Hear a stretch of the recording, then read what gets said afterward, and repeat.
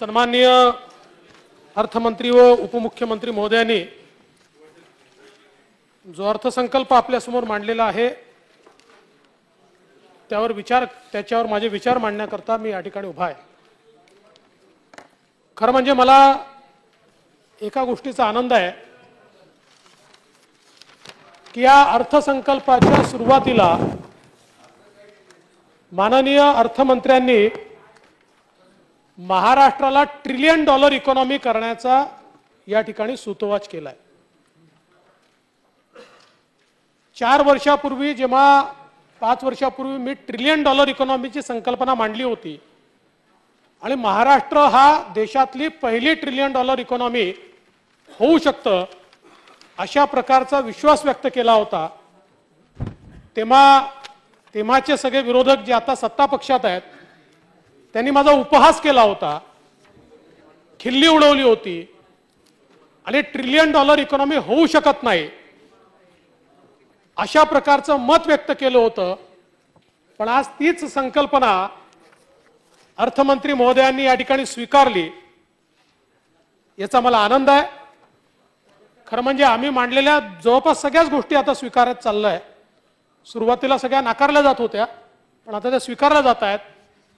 मला असं वाटतं की महाराष्ट्राचं खरं पोटेन्शियल हे ओळखून जर महाराष्ट्राच्या अर्थव्यवस्थेमध्ये योग्य प्रकारची गुंतवणूक केली तर इतर कुठल्याही राज्यापेक्षा महाराष्ट्र किमान 10 वर्ष पुढे राहू शकतो।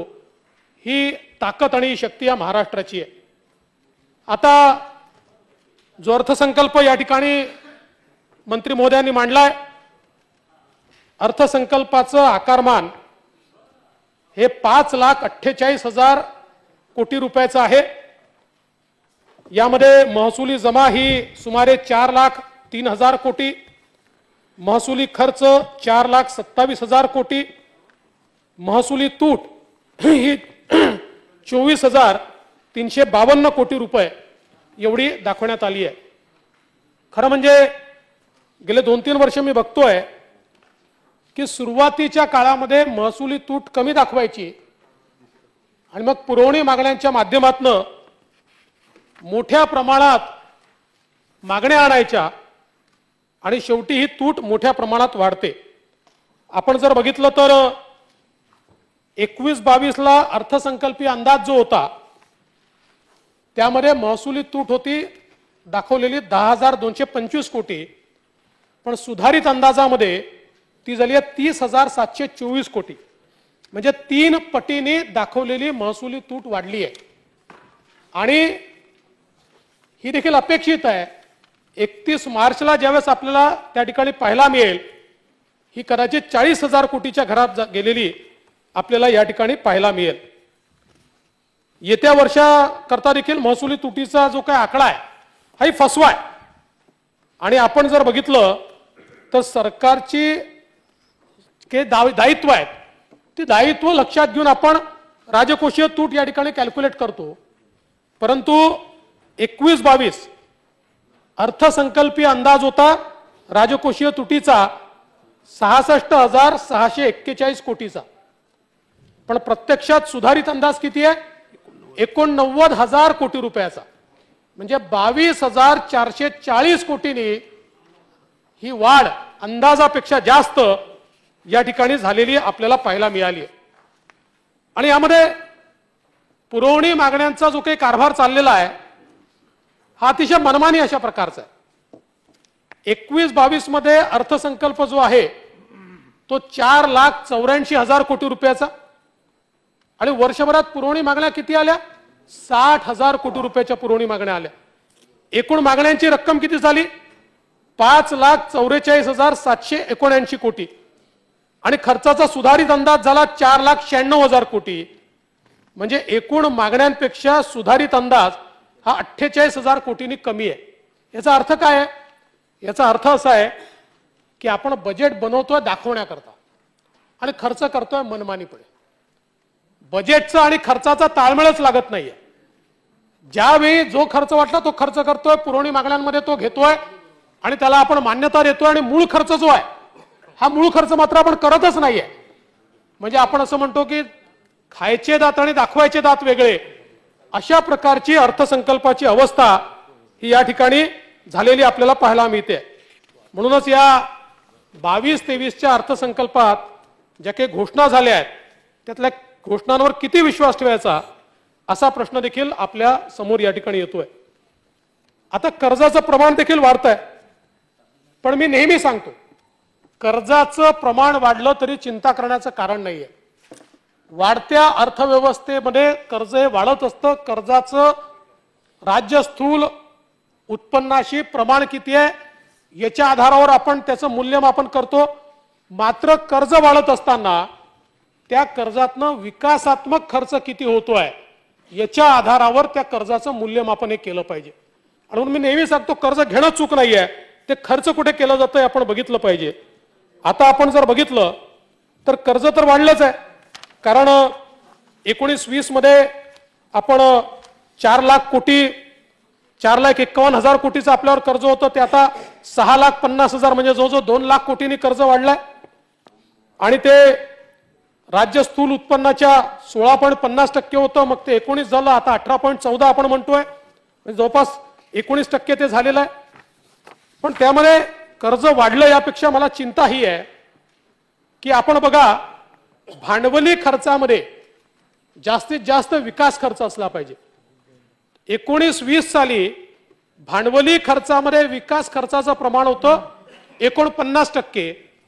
आता ते कमी होत होत 20-21 मध्ये आलं, भांडवली खर्चामध्ये विकास खर्चाचं प्रमाण 35%. म्हणजे 49%वरनं 35%वर भांडवली खर्चामध्ये. आता आपण भांडवली खर्च जो करतो हा सगळा कर्ज काढून करतो. आपलं भांडवली उत्पन्न म्हणजे कर्ज आहे आणि आपला भांडवली खर्च, कारण आपण महसुली तुटीचं राज्य आहोत, त्यामुळे कर्ज घेऊनच आपण भांडवली खर्च त्या ठिकाणी करतो. आणि कर्जातनं आपण जर जो खर्च करतोय त्याच्यामध्ये विकास खर्चाचं प्रमाण हे केवळ 35% खाली येत असेल तर ही अत्यंत चिंतेची बाब आहे. आणि म्हणून याहीकडे कुठेतरी लक्ष दिलं गेलं पाहिजे. एकूण खर्चामध्ये देखील विकास खर्चाचं प्रमाण जे आहे हे 63%वरनं 59% खाली आलेलं आहे. आणि मला माहिती आहे की उत्तरामध्ये कोविडचं कारण दिलं जाईल, पण त्याचं कारण कोविड नाही, माझ्या भाषणात मी सांगणार आहे. कोविड फार छोटं कारण आहे. याच्यामध्ये फायनान्शियल मिसमॅनेजमेंट काय आहे हे देखील पुढे आपल्याला त्या ठिकाणी निश्चितपणे पाहायला मिळेल. आता बघा, महसुली जमेच्या तुलनेत वेतन, निवृत्ती वेतन आणि व्याज या विकासेतर बाबींवर होणारा खर्च म्हणजे भांडवली तर मी सांगितलं, महसुलीमध्ये आता हा खर्च किती वाढतोय. 19-20 मध्ये हे प्रमाण होतं 60% आणि 20-21 मध्ये ते प्रमाण पोचलंय 65.97 म्हणजे 66%. 66% म्हणजे 6% हे प्रमाण या ठिकाणी वाढलेलं आपल्याला पाहायला मिळतं. याचा परिणाम काय आहे, आपण बजेटमध्ये दाखवतोय पण खर्चाकरता विभागांना निधीच उपलब्ध होत नाहीये. आर्थिक वर्ष संपलं तरी अनेक विभागांनी अर्थसंकल्पाच्या तुलनेत 50% देखील खर्च केलेला नाहीये, कारण मुळात त्या विभागांकडे खर्चाकरता निधीच उपलब्ध नाहीये. आपण आता नवीन पद्धत आहे, कागदोपत्री कट लावायचा नाही पण त्यांना पैसेच द्यायचे नाहीत. त्यामुळे आपण बघा फेब्रुवारी 2022 पर्यंत अर्थसंकल्पित तरतुदीच्या तुलनेत केवळ 52% एवढा निधी खर्च झालाय. आणि जे काही विभागांना मिळाले त्या विभागांनी मिळालेल्या रकमेत जरी 93% रक्कम दाखवली असली तरी तुमच्या बीम्स प्रणालीमध्ये आपण जर बघितलं तर बीम्स प्रमाणित अर्थसंकल्पित तरतुदीच्या तुलनेत खर्चाचे प्रमाण 49% आहे, 49% केवळ आहे. त्यामुळे हे तर आता सगळं ऑनलाईन आपल्याला मिळतं बीम्स प्रणालीमुळे. म्हणून आपण मांडतो ते बजेट आणि जे दिसतंय ते बजेट हे पूर्णपणे वेगळं आहे.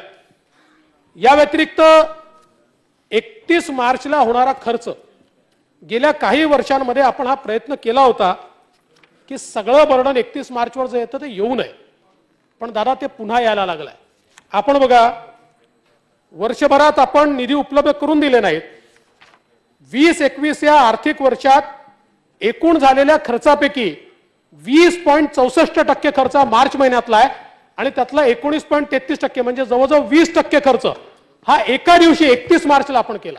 20% म्हणजे एकूण बजेटच्या 1/5 खर्च हा एका दिवसाचा आहे. ही आर्थिक शिस्त आहे का? हा पैसा कुठे जातो? 31 मार्चला जर 20% पैसा आपण राज्याचा खर्च करणार असो, खर्च होत नाही. त्या ठिकाणी ते अनेक डिपार्टमेंट तो पैसा घेऊन घेतात, तुमच्याकडनं तो रिलीज दिसतो आणि मग त्यानंतर त्याचा काय वापर होतो, कसा वापर होतो, कुठे बिलं काढले जातात, याचं काही त्या ठिकाणी शिस्त राहत नाही.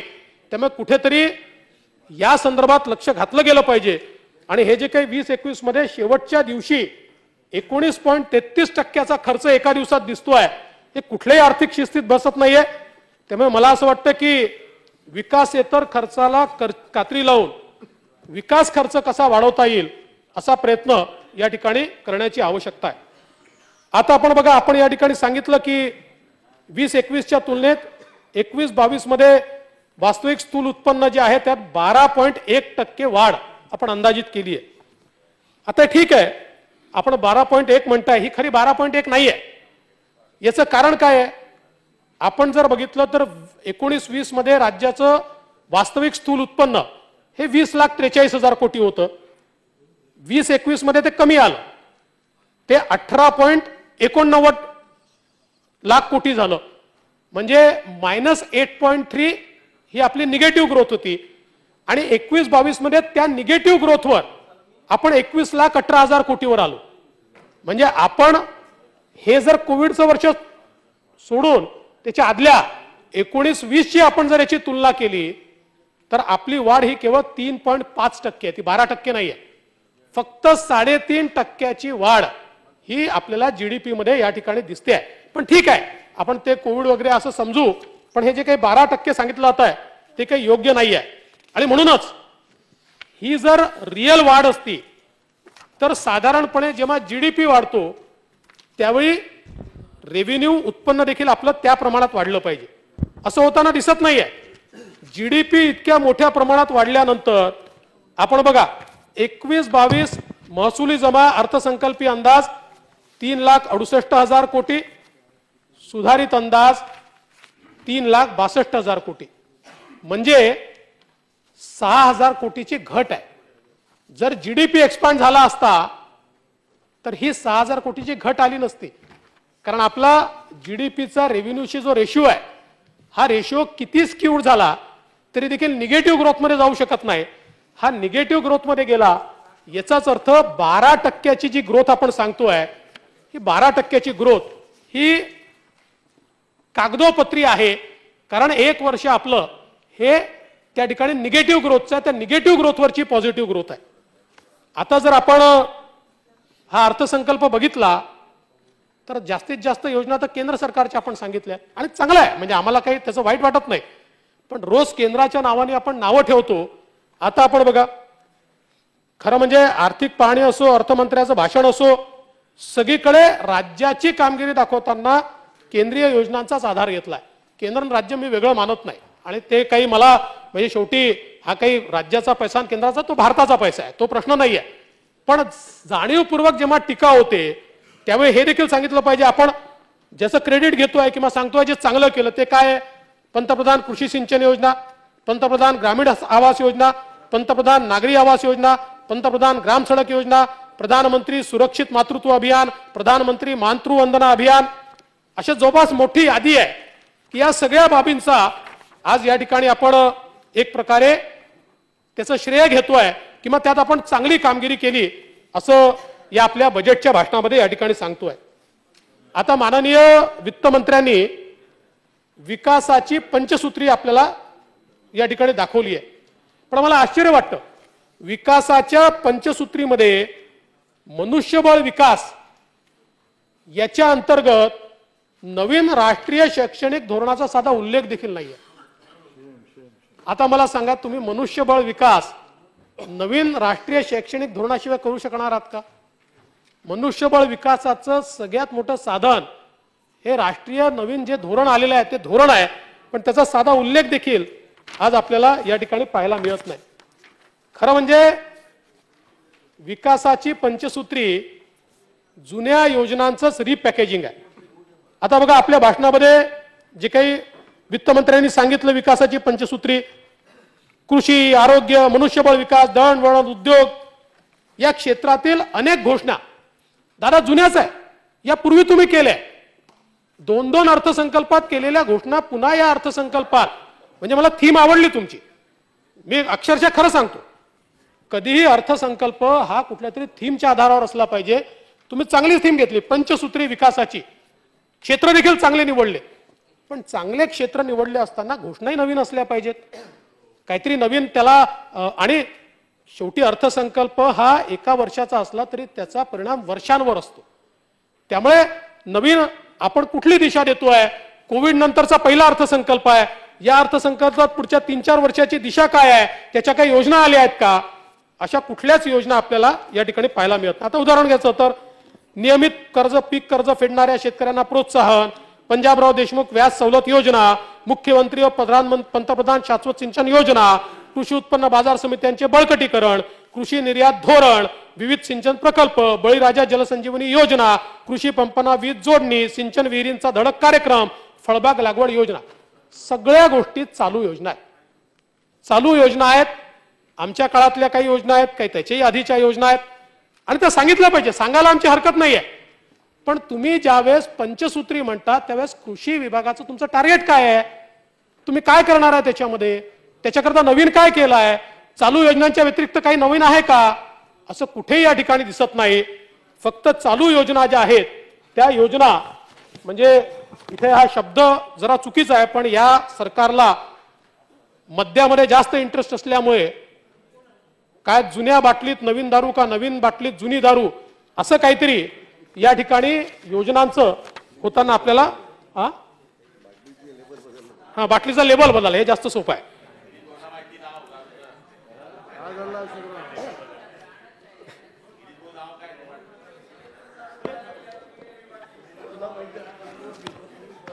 ते गुलाबराव ते काहीतरी बोलतायत बरं, मी बोलणार नाही ते. आपण गुलाब पाणी पिणारे लोक. अध्यक्ष महोदय, आता आपण सांगितलं की आम्ही योजना आणली आणि त्यामुळे कर्ज घेणाऱ्यांमध्ये वाढ झाली. ऍब्सोल्यूट नंबरची वाढ नाही आहे. त्या प्राथमिक क्षेत्रामध्ये आपण शेतकरी आणि शेतीपूरक कर्ज या 2 गोष्टींचा ज्यावेळेस आपण त्याची फोड करतो त्यावेळी आपल्या लक्षात येतं की या बँका आपल्याला कसं मूर्ख बनवत आहेत. शेतकऱ्यांच्या नावावर उद्योगाला दिलेलं कर्जही प्राथमिक क्षेत्रामध्ये दाखवलं जातं. आणि सगळ्यात महत्त्वाचं, आपण म्हणतो ना, अतिशय यशस्वी अशा प्रकारची आपण कर्जमाफीची योजना केली. मग 2020च्या तुलनेमध्ये 2021 मध्ये सावकाराकडनं कर्ज घेणाऱ्यांच्या संख्येमध्ये 26% वाढ आहे. 26.5% जास्त लोकांनी सावकाराकडनं कर्ज घेतलाय. मग ही अवस्था का आली? जर कर्जमाफी झाली आणि कर्जमाफी झालेल्यांना कर्ज मिळालं आणि सावकाराकडनं घेतलेल्या कर्जाच्या रकमेत 42% वाढ आहे, 42%. म्हणजे एकीकडे आपण ही सिस्टीम का उभी केली कर्जाची, तर ती याकरता आपण उभी केली की साधारणपणे कोणालाही सावकारी कर्ज घ्यावं लागू नये. पण इथे उलट होत आहे, सावकारी कर्जामध्ये मोठ्या प्रमाणात वाढ होते. आणि म्हणून मी परवा देखील आपल्याला हे बोललो की कर्जमाफीनंतर त्या खात्यांवर बँका कर्ज देत नाही आहेत, त्याकडे कुठेतरी आपल्याला लक्ष घालावं लागेल. अन्यथा पुन्हा एकदा आपण सावकाराच्या तोंडी या ठिकाणी सगळ्यांना टाकू. आणि आपण जर विचार केला तर एकूण जो काही कर्जाचा आराखडा तयार केला होता, या आराखड्याच्या तुलनेत आपण 60% केवळ वितरण करू शकलो आहोत. 40% याच्यामध्ये डेफिसिट हे आपल्याला खऱ्या अर्थानं पाहायला मिळत आहे. आता आपण बघा, खरं म्हणजे या सरकारमध्ये कसं आहे, ज्याची ताकद आहे त्याला मदत आहे, ज्याची ताकद नाही तो राहिला आहे. आता तुम्ही बघा, जिल्हा योजनेमध्ये 20-21च्या तुलनेत 22-23 मध्ये काय कुठे वाढ झाली? मुंबई शहर व उपनगर जिल्ह्याच्या योजनेत 130% वाढ आहे. 130%. आदित्यजी आहेत त्याच्यामुळे असतील कदाचित. 130%. उस्मानाबाद जिल्ह्यात किती? 15%. गडचिरोलीत 17%. आणि मुंबईमध्ये किती 130% वाढ ही मुंबई जिल्ह्यामध्ये आपल्याला या ठिकाणी होताना दिसते. पण यासोबत दादा राज्याचा अर्थसंकल्प 5,48,777 कोटीचा आहे. या 5,48,777 कोटीपैकी राष्ट्रवादी काँग्रेसला किती मिळाले? त्यांच्या खात्यांना 3,14,820 म्हणजे 57%. काँग्रेसच्या खात्यांना किती आहेत? 1,44,193 कोटी म्हणजे 26%. आणि परब साहेब आपल्या शिवसेनेची काय परिस्थिती बघा, 90,181 कोटी म्हणजे 16%. 16%. आणि जिथे पगार जास्त द्यावा लागतो अशी खाती राष्ट्रवादीकडे नाही आहेत, ती खाती काँग्रेसकडे आहे. शिक्षण विभाग ती खाती तुमच्याकडे आहे, उच्च शिक्षण विभाग.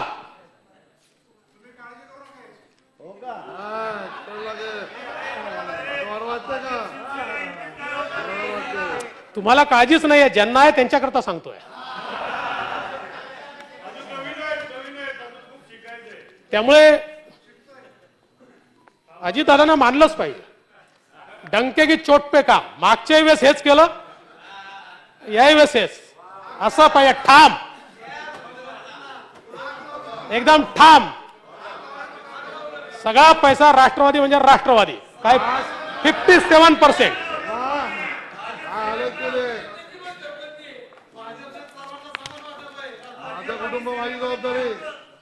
नाही मिळेल ना, काय नाही मिळणार? भाजपला द्यावंच लागेल असं थोडी आहे की.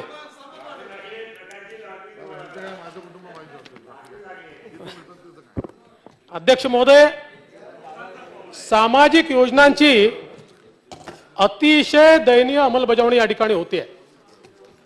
खरं म्हणजे कोविड-19चं वर्ष हे सामाजिक योजनांच्या अंमलबजावणीचंच वर्ष असायला पाहिजे होतं.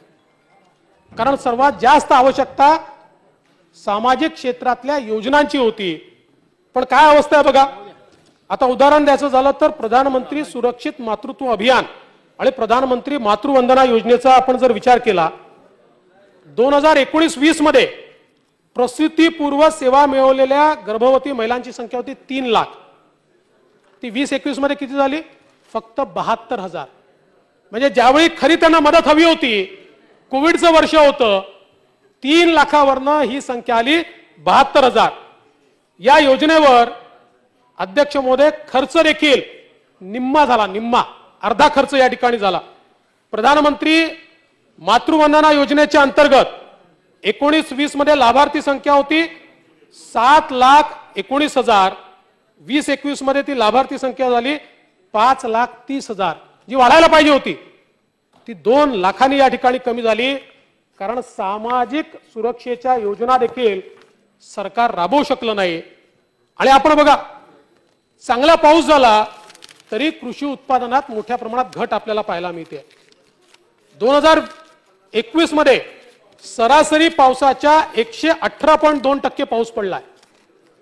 आणि असं असतानाही तृणधान्य, कडधान्य, तेलबिया, कापूस यांच्या उत्पादनात 11%, 27%, 13%, 30% आणि 0.4% एवढी घट आहे. आणि 21-22च्या रबी हंगामामध्ये मागील वर्षाच्या तुलनेत तृणधान्य आणि तेलबियांच्या उत्पादनात 21% आणि 7% घट आहे.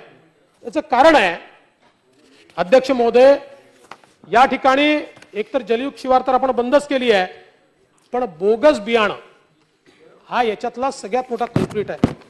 इतक्या मोठ्या प्रमाणात बोगस बियाण्याचे प्रकार हे या ठिकाणी आपल्याला पाहायला मिळाले की आम्ही तर प्रत्येक संकटाच्या काळामध्ये शिवारात गेलो आणि शेतकऱ्यांशी संवाद केला, पण त्या ठिकाणी बोगस बियाण्यांचे प्रकार इतक्या मोठ्या प्रमाणात या ठिकाणी आहेत आणि याच्यावर कुठल्याही प्रकारचं नियंत्रण हे सरकार करत नाही. आणि एवढंच नाही तर सीड कंट्रोल ऍक्ट जो आहे, या सीड कंट्रोल ऍक्टच्या माध्यमातून बोगस बियाणं आल्यानंतर जसं आमच्या काळामध्ये आम्ही त्या कंपन्यांच्या सुनावण्या करून आणि त्यांना कंपेन्सेशन द्यायला लावलं, असं कुठलंही कंपेन्सेशन आज या ठिकाणी बोगस बियाणं आल्यानंतर उत्पादन आलं नाही, अपेक्षित उत्पादन आलं नाही, तर अशी कुठलीही कारवाई आज या ठिकाणी सरकारच्या वतीनं होताना दिसत नाही।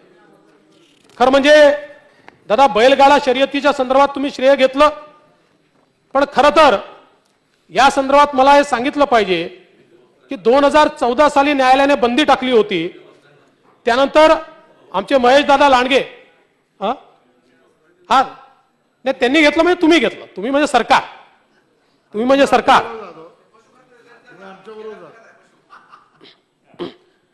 महेश दादांच्या लांडगेंच्या नेतृत्वात शिष्टमंडळ आम्ही केंद्र सरकारकडे घेऊन गेलो। केंद्रीय मंत्री प्रकाश जावडेकरांनी गॅझेट काढला आणि शर्यत पुन्हा सुरू झाली। न्यायालयाने पुन्हा बंदी घातली। 2017 साली आम्ही कायदा केला आणि पुन्हा शर्यत सुरू केली। त्या कायद्याला सर्वोच्च न्यायालयाने स्थगित केल्यानंतर running ability of boule, boule हा म्हणजे बैल हा धावणारा प्राणी आहे, अशा प्रकारचा अहवाल आमच्या सरकारने तयार केला। आणि आपण सर्वोच्च न्यायालयाचा निर्णय बघा, हा सर्वोच्च न्यायालयाने निर्णय हा जो काही running ability of bull Kedar साहेब अहवाल आम्ही जो तयार केला होता तो अहवाल स्वीकारला आणि त्याच्या आधारावर ही परवानगी दिली आहे। आली तुमच्या काळात असली तरी आम्हालाही थोडं क्रेडिट त्याचं द्या, सगळं घेऊन जाऊ नका। हा जर अहवाल आम्ही केला नसता आणि तो जर सुप्रीम कोर्टात गेला नसता तरी ही बैलगाडा शर्यत ही कधीच सुरू झाली नसती। खरं म्हणजे अध्यक्ष महोदय, या सरकारमध्ये दादा कोण भाषण लिहिते समजतच नाही।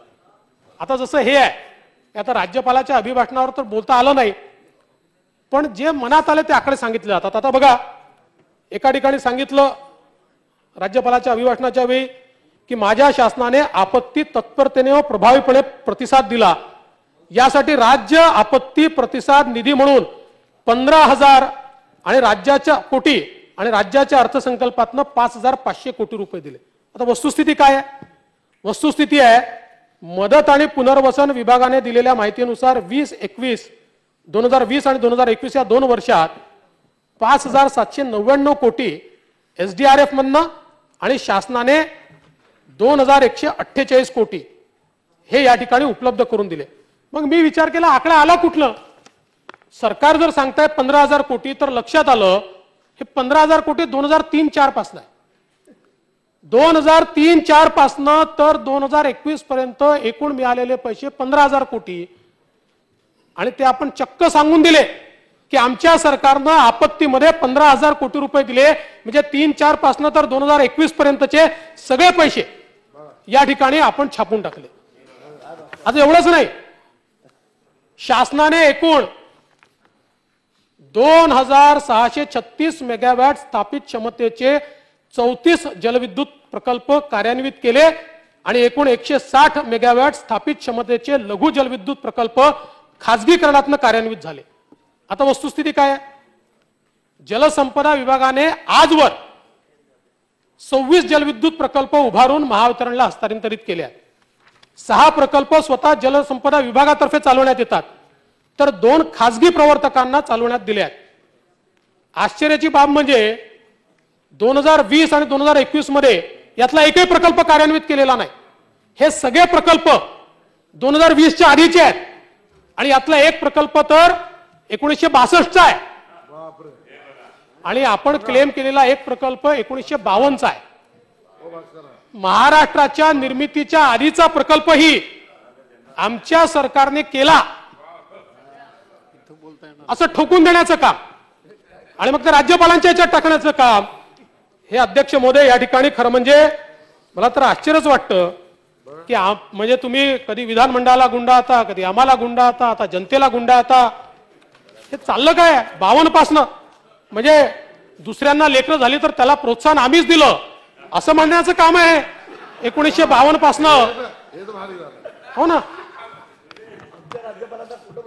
म्हणजे मला तर थोडं आश्चर्य असं वाटतंय की ते जे काही मद्याच्या संदर्भातलं जे काही GR काढणारे लोक आहेत त्यांनाच हे सगळे भाषणं लिहायला आपण देतो की काय? असं एक आता हर्बल आता खासगी जलविद्युत प्रकल्प या संदर्भात असंच आहे।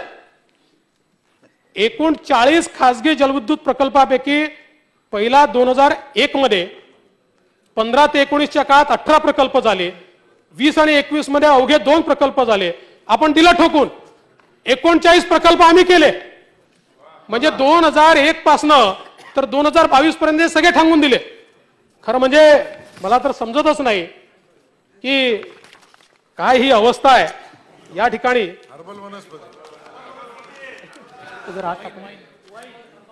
अध्यक्ष महोदय, खरं तर दादा आपण घोषणा खूप करतो.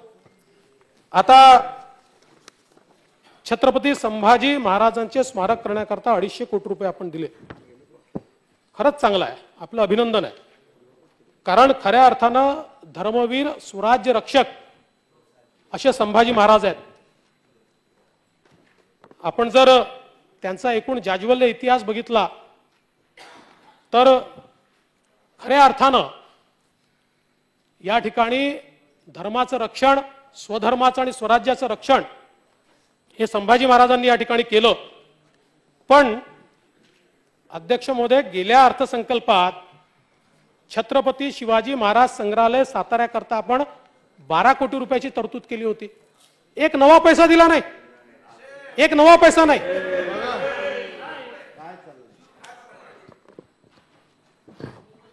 अध्यक्ष महोदय, खरं म्हणजे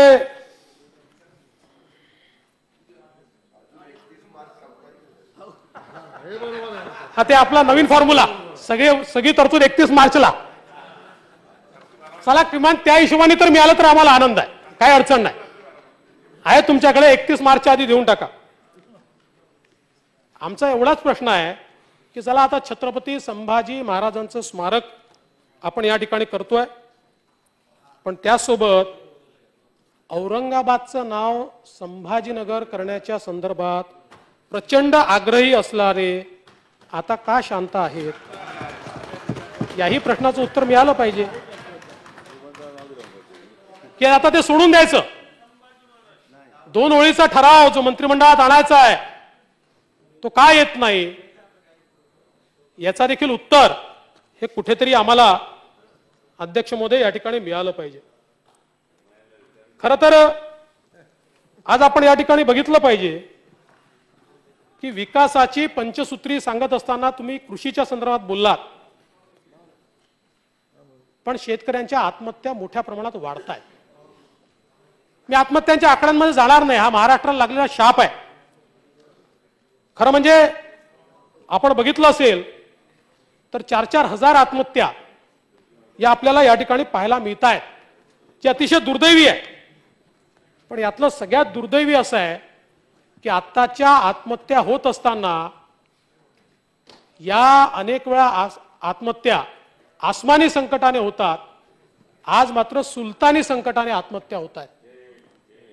सूरज जाधव सारखा एक शेतकरी व्हिडिओ तयार करतो आणि त्या ठिकाणी सांगतो की माझं विजेचं कनेक्शन कापलं गेलं, शेतकरी म्हणून या राज्यात राहण्यात काही अर्थ नाही आहे, सरकार शेतकऱ्याचं ऐकत नाही. आम्हाला असं वाटलं होतं की सरकार एवढं तर संवेदनशील असेल की एक सूरज जाधव गेल्यानंतर किमान त्याची लाज शरम वाटून शेतकऱ्यांचे विजेचे कनेक्शन कापणं बंद होईल.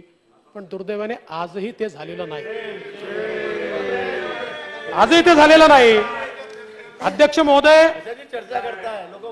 महोदय, खरं म्हणजे वारंवार आमचे वीज मंत्री त्या ठिकाणी सांगतात वीज मंडळ तोट्यात गेलं, तुमच्या काळात तोट्यात गेलं. माझा पहिला प्रश्न आहे की राज्य चालवायचं कोणाकरता? शेतकऱ्यांकरता ना.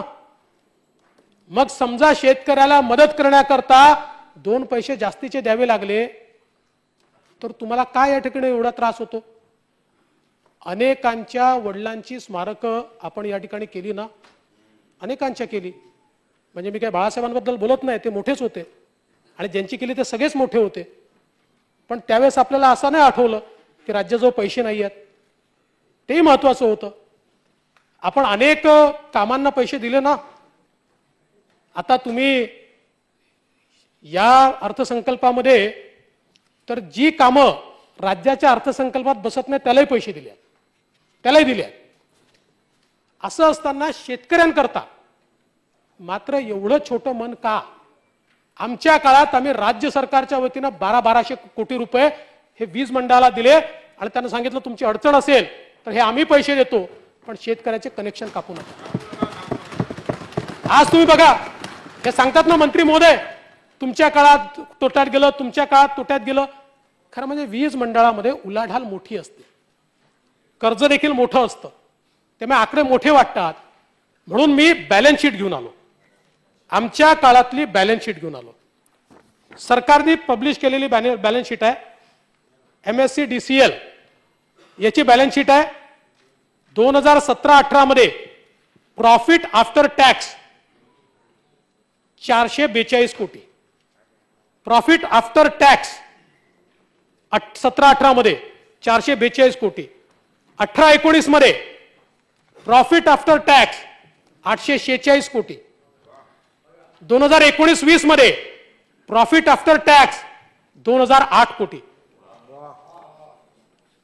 त्यानंतर दुसरी कंपनी पाहू, आपली MSPGCL. याच्यामध्ये 17-18 मध्ये प्रॉफिट आफ्टर टॅक्स 700 कोटी. 18-19 334, 19-20 126. त्यानंतर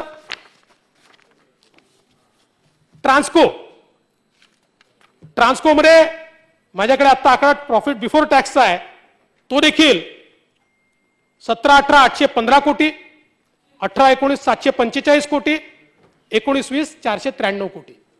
आता या बॅलन्स शीट ज्या आहेत या तर तुम्ही तयार करत नाही, मी नाही तयार करत, मंत्री नाही करत, कोणीच करत नाही, या तर आपला ऑडिटर तयार करतो. ऑडिटरने तयार केलेल्या बॅलन्स शीट नंतर, आणि मी असं नाही म्हणत देशामध्ये एकही पारेषण किंवा काय म्हणतात त्याला वितरण हे खूप चांगल्या स्थितीत नाही आहे, कारण शेवटी सगळ्यांना सामाजिक दायित्व आहे. पण माझा दावा आहे की देशामध्ये सगळ्यात चांगल्या आर्थिक स्थितीत देशात जर कुठलं महावितरण पारेषण किंवा जनरेशन असेल तर ते महाराष्ट्राचं देशामध्ये. आणि असं असताना रोज, आणि मला तर आश्चर्य वाटतं दादा, इकडे तुम्ही त्या ठिकाणी पैसा देताना कसा राष्ट्रवादी करता राखून ठेवता एकदम जोरात चांगला. मग तुम्ही घोषणा केली, 2 वेळा घोषणा केली की काय 500-700 रुपये भरले तरी मे पर्यंत आम्ही कुठल्याही परिस्थितीत शेतकऱ्यांचे कनेक्शन कापणार नाही. काय झालं तुमच्या घोषणेचं? कुठे गेली घोषणा? अरे या पंचसूत्रीमध्ये पाणी दिसतंय, पीक दिसतंय आणि वीज नाही आहे. कशाची पंचसूत्री? पंचतत्वात विलीन व्हायची वेळ आली तर ह्याची पंचसूत्री. शेतकरी पंचतत्वात विलीन होतोय आणि गावोगावी हा आक्रोश वाढतोय. राज्यकर्त्यांनी कधीतरी संवेदनशील व्हावं लागतं. अरे गरज असेल करा ना 1000 कोटी कमी. आमच्या चव्हाण साहेबाला दिल्यात 15,000 कोटी, त्यांना 1000 कोटी उशिरा दिल्यात चालतील ना, त्यांचे काय एका दिवसात खर्च होत नाहीत. त्यांच्या 15,000 कोटीपैकी 1,000 कोटी रुपये काढा आणि देऊन टाका महावितरणला आणि सांगा एकाही शेतकऱ्याचं या ठिकाणी कनेक्शन कापायचं नाही. आज अध्यक्ष महोदय, ज्या प्रकारे हे कनेक्शन कापण्याचं या ठिकाणी चाललेलं आहे, कुठेतरी आता आपण बघा या सरकारची परिस्थिती कशी आहे. अध्यक्ष महोदय, ह्या सरकारच्या घोषणेमध्ये आणि अंमलबजावणीत फरक किती आहे बघा. अवकाळी पाऊस पडला डिसेंबर 19 मध्ये, मदत कधी मिळाली? ऑगस्ट 2020 मध्ये. पडला मार्च एप्रिल 2020 मध्ये, मदत मिळाली फेब्रुवारी म्हणजे पहिली 9 महिन्यानंतर 270 दिवसानंतर. दुसरी अवकाळी पाऊस पडला मार्च एप्रिल 2020 मध्ये, मदत मिळाली फेब्रुवारी 2021 मध्ये म्हणजे 11 महिन्यांनी. जून 2020 ची मदत 5 महिन्यांनी नोव्हेंबर 2020 मध्ये. मार्च एप्रिल 21 ची मदत ऑक्टोबर 21 मध्ये म्हणजे 7 महिने 210 दिवसानंतर. ऑगस्ट सप्टेंबर 2021 ची मदत डिसेंबर 2021 मध्ये म्हणजे 4 महिने म्हणजे जवळपास 120 दिवसानंतर. म्हणजे अवकाळी पावसाची मदत 120 दिवस ते 330 दिवस इतक्या उशिरानं हे सरकार या ठिकाणी देत आहे. आणि निसर्ग चक्रीवादळ आलं मे मध्ये आणि शेवटचा हप्ता मिळाला एप्रिल 2021 मध्ये, म्हणजे 11 महिने 330 दिवसांनी शेवटचा हप्ता तुम्ही निसर्ग चक्रीवादळाचा या ठिकाणी दिला. नैसर्गिक आपत्तीमध्येही आपण निसर्ग चक्रीवादळाला घोषणा केलेलं पॅकेज 1500 कोटी, प्रत्यक्ष वितरित 727 कोटी, म्हणजे अखर्चित किती 773 कोटी. अतिवृष्टी 2020 पॅकेज 11,000 कोटी, प्रत्यक्ष वितरित 4,600 कोटी, अखर्चित रक्कम 6,300 कोटी. अतिवृष्टी 2021 परत 10,000 कोटीचं पॅकेज, प्रत्यक्ष वितरित 5,700 कोटी, 4,230 कोटी शिल्लक.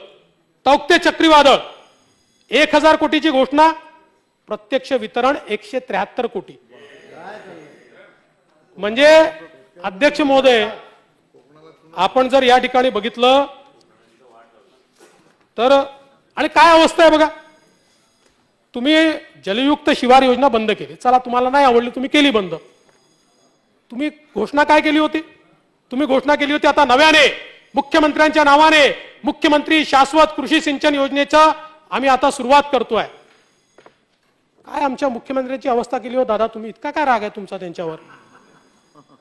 2 वर्षापूर्वी तुम्ही योजनेची सुरुवात केली.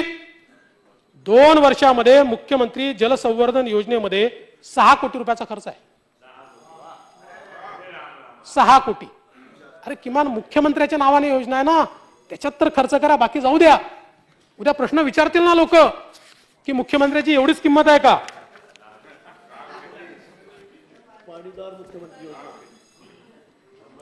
आजही आपण असं म्हटलं होतं की शेतकऱ्यांना आम्ही चिंतामुक्त करणार, कर्जमुक्त करणार, 7/12 कोरा करणार, काय जे काय म्हटलं होतं. आजही अवस्था अशी आहे की 18,52,000 शेतकरी हे कर्जबाजारी आहेत. आजही 18,52,000 शेतकरी हे कर्जामध्ये आहेत. आम्ही तर बांधावरच्या घोषणेची आठवणच करून देत नाही. बांधावर काय म्हटलं होतं ते तर दादा भुसे आम्ही विसरलो, तो बांधही विसरलो, त्या घोषणाही विसरलो. पण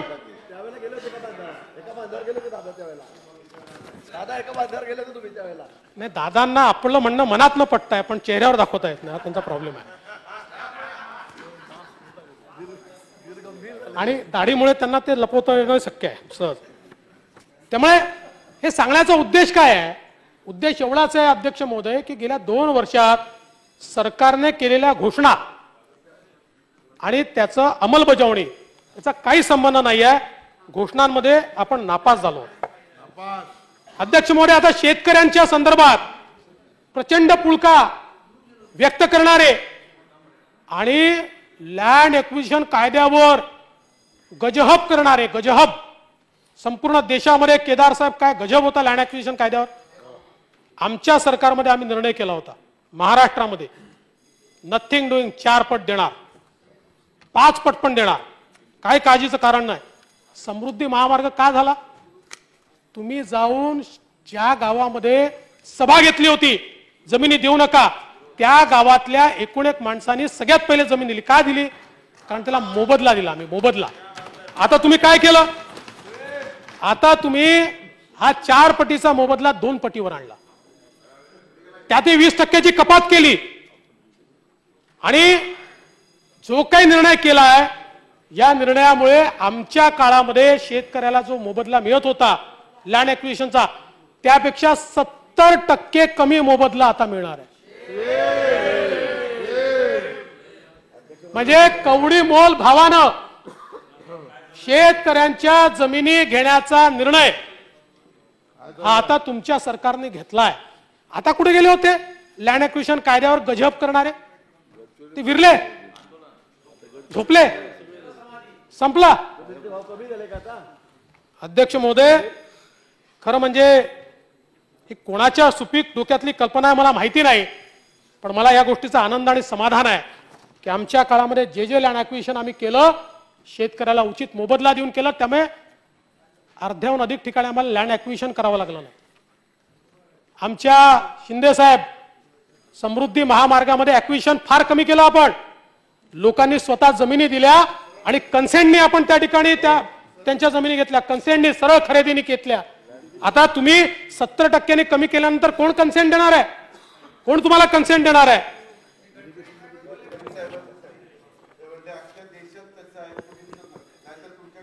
गडकरी साहेब अनेक गोष्टी सांगतात, सगळ्यात ऐकत नाही तुम्ही.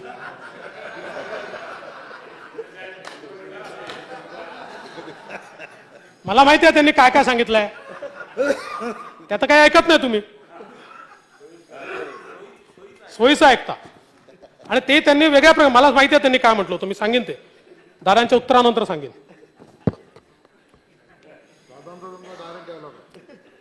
खरं म्हणजे पीक विम्याच्या संदर्भातली परिस्थिती मी अनेक वेळा या सभागृहात मांडली आहे. दादा भुसे एक मीटिंग घेणार होते, माझ्यामुळेच त्याला थोडा उशीर झालेला आहे, पण सगळी माहिती आता तुमच्याकडनं मी मागितलेली माझ्याकडे आली आहे, कारण मी विनंती केली होती माहिती द्या, ती आली आहे, त्याच्यावर करू. पण खरोखर गेल्या 2 वर्षामध्ये पीक विम्यापोटी आपल्याला पैसाच मिळाला नाही.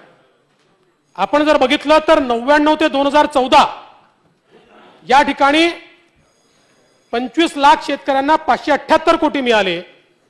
प्रधानमंत्री पीक विम्याच्या 5 वर्षात आमच्या काळात या ठिकाणी 14,400 कोटी रुपये मिळाले. म्हणजे साधारणपणे आपण जर बघितलं तर इतक्या मोठ्या प्रमाणात ती वाढ झाली आहे. आणि आता या 2 वर्षामध्ये केवळ या ठिकाणी 3,981 कोटी रुपये मिळाले. त्यामुळे सरासरी कमी आली आहे, मदतही कमी झाली आहे. त्या संदर्भात निश्चितपणे लक्ष देण्याची आवश्यकता आहे.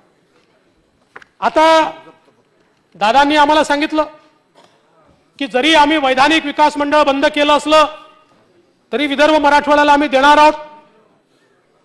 असं होत नाहीये. हळूहळू एक एक योजना तुम्ही बंद करताय, एक एक योजना बंद होते. आज आपण बघा, विदर्भ आणि मराठवाड्यातल्या उद्योगांची वीज सवलत 2024 पर्यंतची होती. त्यामुळे मोठ्या प्रमाणात उद्योगांना सवलत मिळत होती. महाविकास आघाडीने ती सवलत बंद केली. आम्ही आवाज उठवला तर सप्टेंबर ते नोव्हेंबर या कालावधीसाठी थकबाकी देण्याचा निर्णय घेतला. पण अध्यक्ष महोदय, या ठिकाणी केवळ 1200 कोटी रुपयाचा निधी दाखवण्यात आलाय. त्यामुळे ही सवलत मिळू शकत नाही. आज इंडस्ट्रीच्या संदर्भात अतिशय सायंटिफिकली पारेषणाचा लॉस हा जिथे कमी आहे तिथे डिफरन्शियल टॅरिफ असलं पाहिजे. या आधारावर MERC कडनं अप्रूव्ह करून हे टॅरिफ विदर्भातल्या उद्योगाला आणि मराठवाड्यातल्या उद्योगाला दिलं होतं.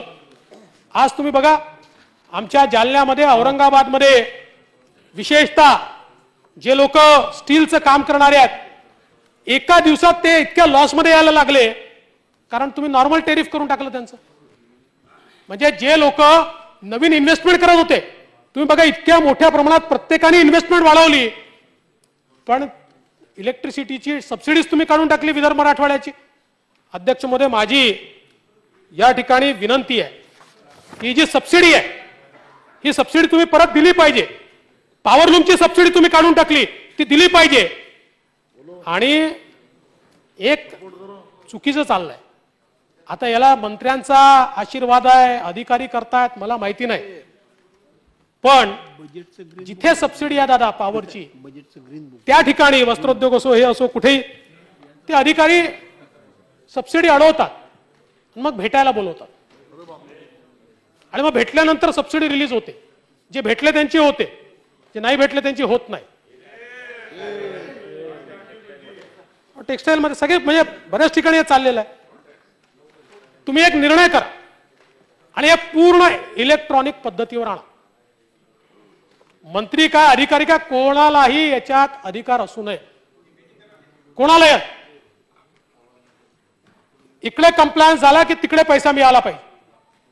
आणि आज यामुळे विदर्भामध्ये, मराठवाड्यामध्ये चालू असलेले उद्योग हे या सरकारच्या या धोरणामुळे या ठिकाणी बंद होताना आपल्याला पाहायला मिळत आहे. खरं म्हणजे वैधानिक विकास मंडळाबद्दल आता पुन्हा बोलत नाही, कारण बोलून फायदाच नाही.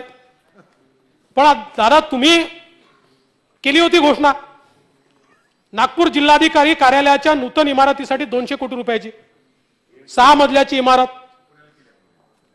वर्षभरात एक बैठक घेतली अशोक चव्हाण साहेबांनी, बाकी काहीच नाही, काहीच नाही. एक नवा पैसा नाही, एक नवा पैसा नाही, काहीच नाही. एक ही बातमी माझ्याकडे आहे दिव्य मराठीची, सेकंड क्लास सरकार, आणि त्यांनी दिलाय की आघाडी सरकारने बजेटपैकी फक्त 52% निधी खर्च करून द्वितीय श्रेणीच मिळवली, मग प्रत्येक विभागाचं दिलाय. जाऊ दे आता, ते वाचत नाही फार वेळ घालून. अध्यक्ष महोदय, इतका कोरोनाचा सगळा प्रकोप झाला तरी आरोग्य विभाग काही आपल्या कुठे अजेंड्यावर आहे का? आता बघा, कोरोना रुग्णांना तसेच नवजात माता आणि शिशूंना आहार देण्यासाठी आज आरोग्य विभागाकडे त्या ठिकाणी पैसे नाही. आरोग्य विभागाने याकरता मागितलेला निधी होता 138 कोटी.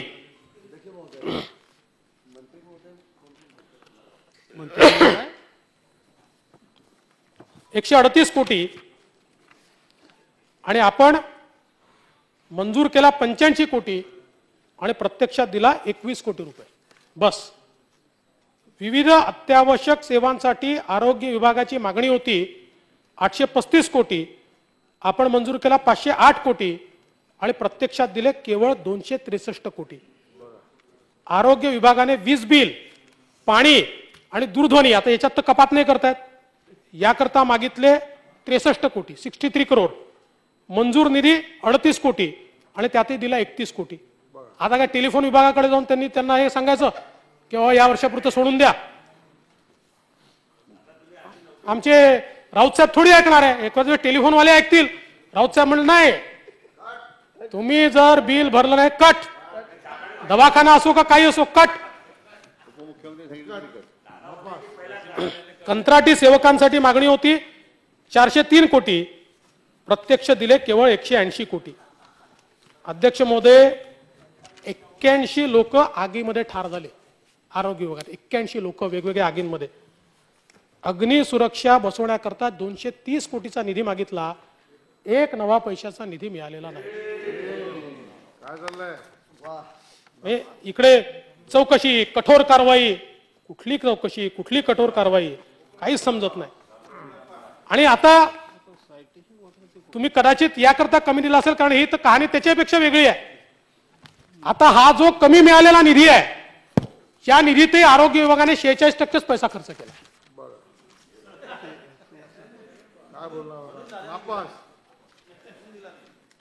खरं म्हणजे आपण 21-22च्या अर्थसंकल्पात 17,183 कोटी आणि 20-21 मध्ये 12,057 कोटी असं या ठिकाणी हा वाढवून दिला होता. आणि यापैकी औषधी करता 1733 कोटी रुपये दिले होते. खर्च किती झाला माहितीये? 110 कोटी. 6%, 6%. ना मेडिकल एज्युकेशनच्या कुठल्या हॉस्पिटलमध्ये काय म्हणतात, मेडिकल कॉलेजमध्ये औषध आहे ना, कुठल्या आपल्या रुग्णालयामध्ये औषध आहे. आणि राष्ट्रीय ग्रामीण मिशनच्या अंतर्गत आलेल्या पैशातूनही 41% खर्च आहे. वैद्यकीय शिक्षण विभागाने 49% खर्च केला आहे. आणि आशा वर्कर करता आपण आता वाढवून दिले, अभिनंदन आहे तुमचं, पण आशा वर्कर करता तुम्ही ठेवले होते 297 कोटी, खर्च आहे फक्त 28 कोटी रुपये.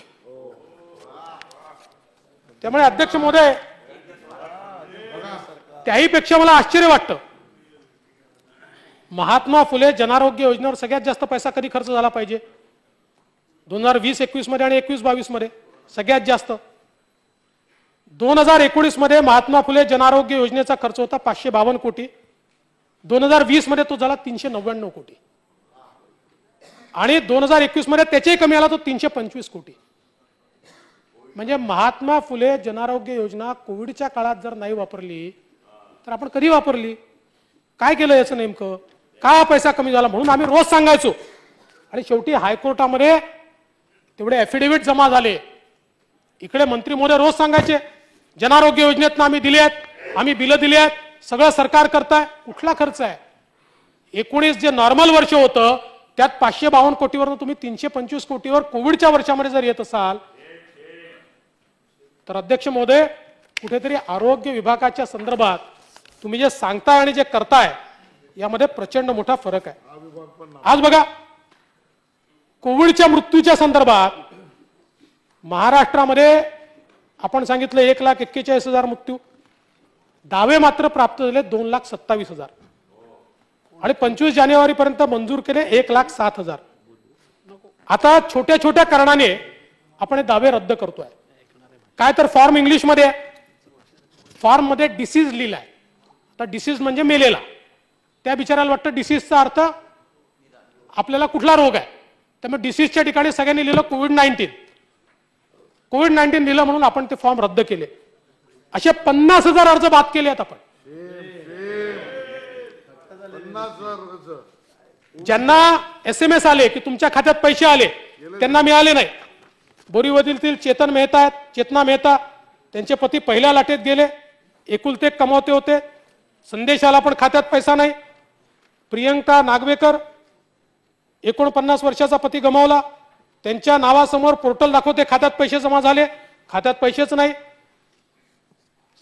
खरं म्हणजे सर्वोच्च न्यायालयाच्या आदेशाची आपण पूर्तता करतो, पण अध्यक्ष महोदय कुठल्याही प्रकारे मुंबई असो की ज्या ठिकाणी आपण 16,500 मृत्यू दाखवले, प्रत्यक्ष दावे प्राप्त झाले 37,000 आणि अजून प्राप्त होत आहेत।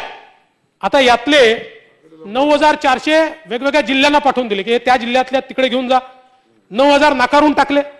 अध्यक्ष महोदय आता झाला ना कोविड, आता कशाला फसवाफसवी करायची या ठिकाणी? ज्यांचा मृत्यू झालाय त्यांना ही मदत आपण केलीच पाहिजे। खरं म्हणजे कोविडमध्ये सगळ्याच राज्यांमध्ये जी काही मृत्यू संख्या दाखवली त्यापेक्षा जास्त दावे आले आहेत, पण देशात सर्वाधिक दावे हे मात्र दुर्दैवाने या महाराष्ट्रात आले आहेत, हे देखील या ठिकाणी सांगितलं पाहिजे। आणि आता लसीकरणाच्या संदर्भात केंद्र लस देत नाही ही कॅसेट संपली। मोठ्या प्रमाणात लसीकरण आपण केलं, आपण सांगितलं आम्ही नंबर 1 आहोत, पण दोन्ही डोस दिलेल्या राज्यांमध्ये आणि 15+ लोकसंख्या वॅक्सिनेशन करणाऱ्या राज्यांमध्ये आता आपण आलोय 19व्या क्रमांकावर। 19 म्हणजे जम्मू काश्मीर, आंध्र प्रदेश, मध्य प्रदेश, तेलंगणा, दिल्ली, केरळ, हरियाणा, ओरिसा, राजस्थान, गुजरात, उत्तराखंड, पश्चिम बंगाल, उत्तर प्रदेश, तमिळनाडू असं करता करता 19व्या नंबरवर महाराष्ट्र आहे। त्यामुळे कुठेतरी याच्याकडे देखील खरं म्हणजे लक्ष देण्याची आवश्यकता आहे। मला आठवतं काय जोरदार हाफकिन आता या ठिकाणी लस तयार करेल, हाफकिन लस तयार करेल, मग प्रस्ताव गेला आणि लगेच केंद्र देत नाही, हाफकिनला द्या। घ्या बाबा, तयार करताय, केंद्राने तुम्हाला परवानगी दिली,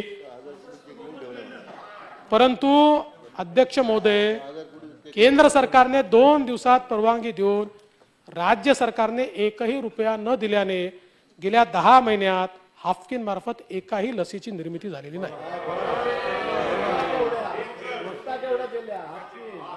कोरोना काळात लढण्याकरता 15,000 व्हेंटिलेटर जनतेसाठी उपलब्ध करून देण्याची घोषणा केली, प्रत्यक्षात 1,000 व्हेंटिलेटर देखील राज्य सरकारच्या निधीतनं खरेदी झाले नाही।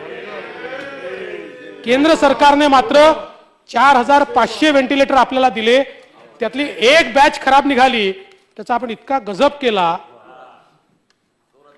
त्याच्यावर मात्र आपण बोललो, पण 4,300 चांगले निघाले त्याबद्दल आपण कधीच बोललो नाही।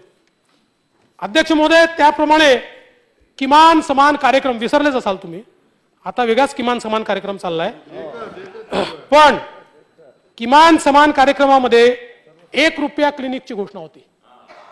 शिंदे साहेब 1 रुपया क्लिनिक, मला वाटतं तोही संपला रुपया, त्यामुळे क्लिनिकच सुरू झालं नाही। आता मजेची गोष्ट अशी आहे, किमान समान कार्यक्रमात तुम्ही विसरला नाहीत, मी तुमचं अभिनंदन करेन। किमान समान कार्यक्रमात तुम्ही उल्लेख केला, पहिल्या अर्थसंकल्पात उल्लेख केला, दुसऱ्या अर्थसंकल्पात उल्लेख केला, आता तिसऱ्या अर्थसंकल्पात उल्लेख केला, आता चौथ्याही कराल, म्हणजे चौथा येईल असं सांगतोय मी, नाही तर उगीच परत मी पाळायचा प्रयत्न करतो वगैरे नको म्हणून। खरं म्हणजे इतक्या गोष्टी आहेत की ज्यात त्याच येतात. आता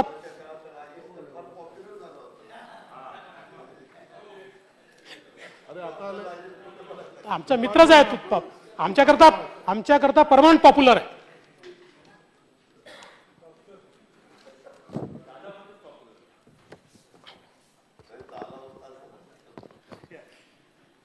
खरं म्हणजे आपण खूप प्रयत्न करून महाराष्ट्राला कुपोषणाच्या विळख्यातनं बाहेर काढायचा प्रयत्न करत होतो आणि मोठ्या अंशी आपण यशस्वी झालो होतो. केंद्र सरकारच्या रिपोर्टमध्ये देखील महाराष्ट्राच्या कामगिरीचं कौतुक चालू होतं.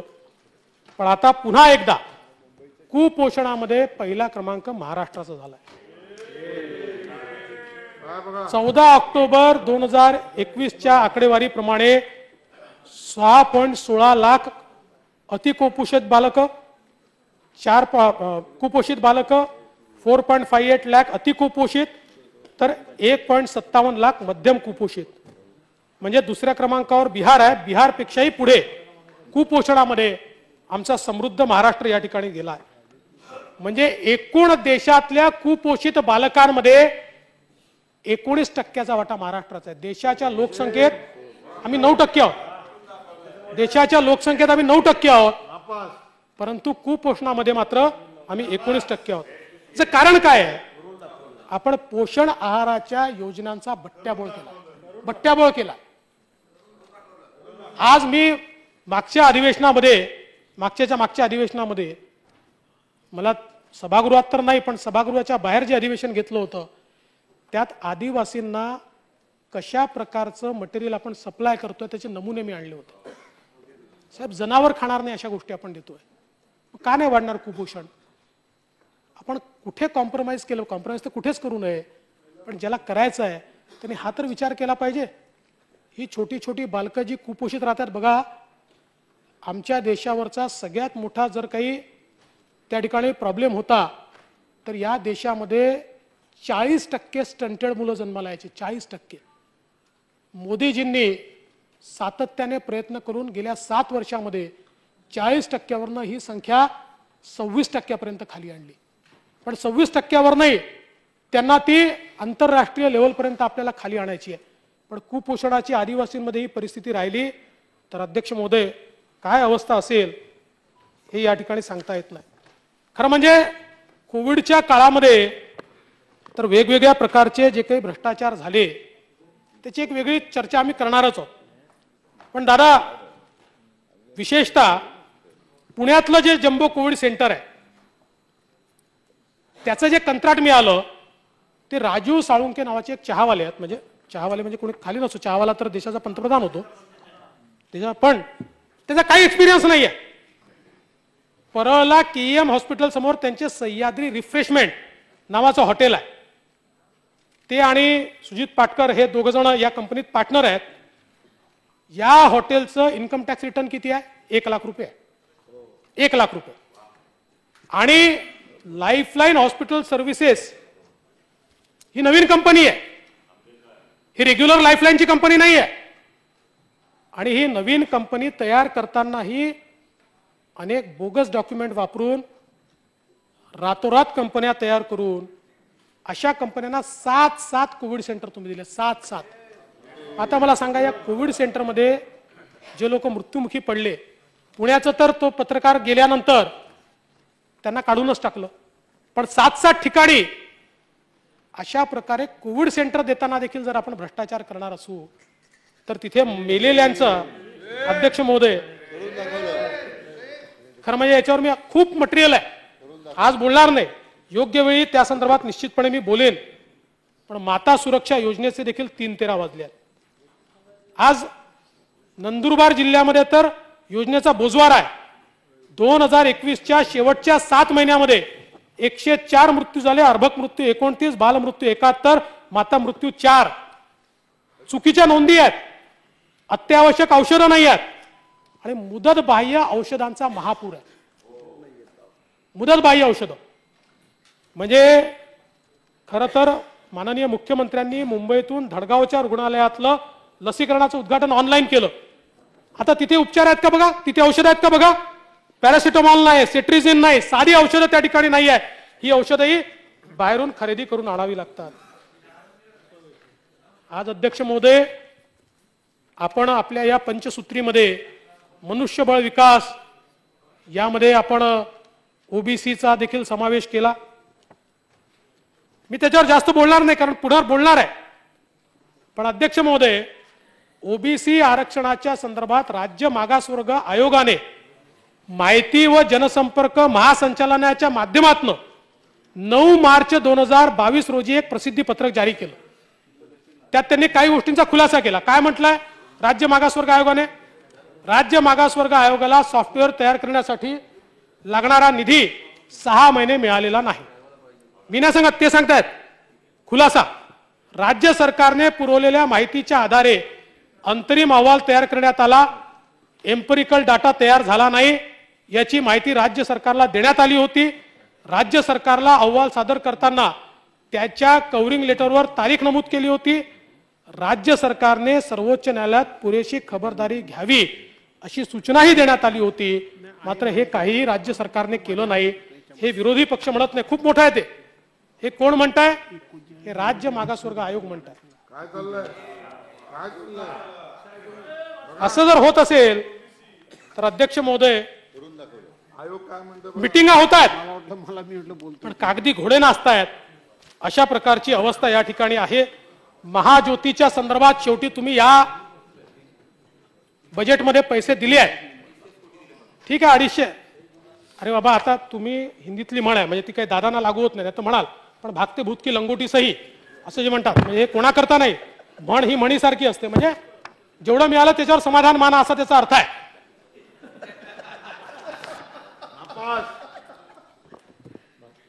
अध्यक्ष महोदय, रोजगार निर्मितीच्या संदर्भात एक मुख्यमंत्री रोजगार निर्मिती योजना होती. आता या मुख्यमंत्री रोजगार निर्मिती योजनेचे जर एवढे 3-13 वाजले, राज्यातल्या अनेक मंत्र्यांनी आपले फोटो काढून काढून कार्यक्रम घेतला, लोकांनी पैसे भरले. याचा जो चीफ कोऑर्डिनेटर अपॉइंट केला होता, तुम्हाला माहिती आहे, तुम्हालाही माहिती आहे, सगळ्यांनाच माहिती आहे. तुमच्या सगळ्यांच्याच मतदारसंघात हे घडलंय.